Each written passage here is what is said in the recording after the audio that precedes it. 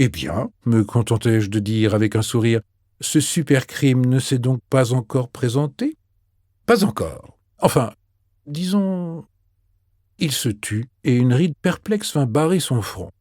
D'un geste machinal, il remit à leur place un ou deux objets que j'avais bougés sans m'en rendre compte. « Je n'en suis pas si sûr, » ajouta-t-il lentement. Il avait dit cela d'un ton si bizarre que je le regardai, surpris. Le froncement de sourcils persistait. Soudain, avec un bref et énergique hochement de tête, il se dirigea vers un bureau près de la fenêtre. Inutile de préciser qu'il était impeccablement rangé, ce qui lui permit de mettre aussitôt la main sur le papier qu'il cherchait. Il revint vers moi, à pas lents, tenant un feuillet déplié qu'il parcourut des yeux avant de me le passer. « Dites-moi, mon cher, que pensez-vous de ceci ?» Non sans curiosité, je m'emparai de la lettre. Elle était calligraphiée en caractères d'imprimerie sur un papier blanc d'assez belle qualité. « Monsieur Hercule Poirot, vous vous faites fort, n'est-il pas vrai, de résoudre des énigmes trop ardues pour notre pauvre police britannique sans cervelle. Voyons donc, monsieur Je-sais-tout Poirot, jusqu'où ira votre fameuse perspicacité. Peut-être allez-vous cette fois vous casser enfin les dents. Ne manquez pas ce qui se passera à Andover le 21 de ce mois. Bien à vous. A, B, C. » Je jetai un coup d'œil à l'adresse inscrite sur l'enveloppe, elle aussi en caractère d'imprimerie. « Le cachet de la poste indique le centre de Londres, » dit Poirot en suivant mon regard.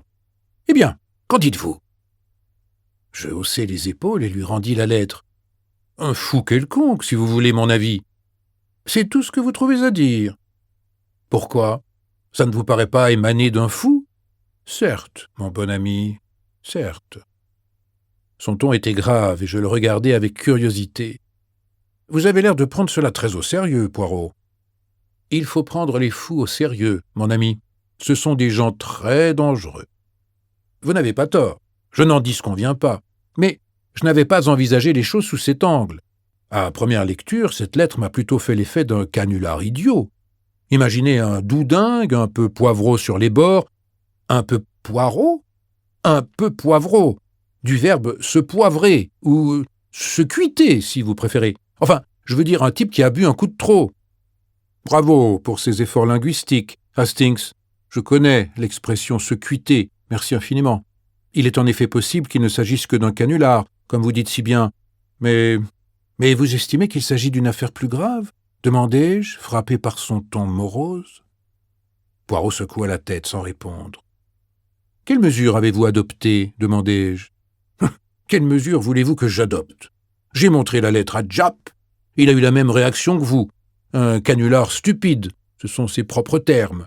Ils en reçoivent tous les jours à Scotland Yard. Moi-même, d'ailleurs, j'en ai eu ma part.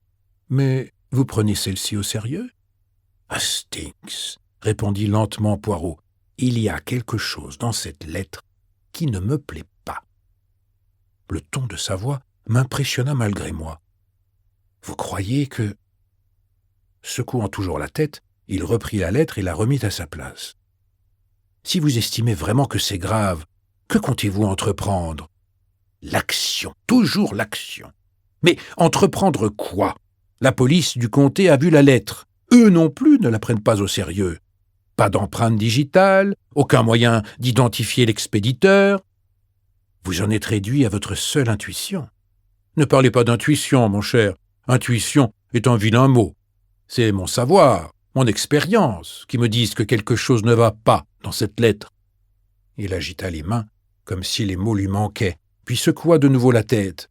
« Je me fais peut-être une montagne d'un rien. En tout cas, la seule solution, c'est de prendre son mal en patience. Le 21 est vendredi. Si le cambriolage du siècle a lieu ce jour-là, aux alentours d'Andover, oh, quel soulagement ce serait !» Un soulagement ? J'étais stupéfait. Le mot me semblait pour le moins inadéquat. Un cambriolage peut provoquer des sensations fortes, mais sûrement pas du soulagement, protestai-je. Ce n'était pas l'avis de Poirot. Vous n'y êtes pas du tout, mon tout bon. Ce n'est pas ce que je voulais dire. Un cambriolage serait un soulagement, en ce sens qu'il m'ôterait la crainte du pire. La La crainte de quoi? D'un assassinat.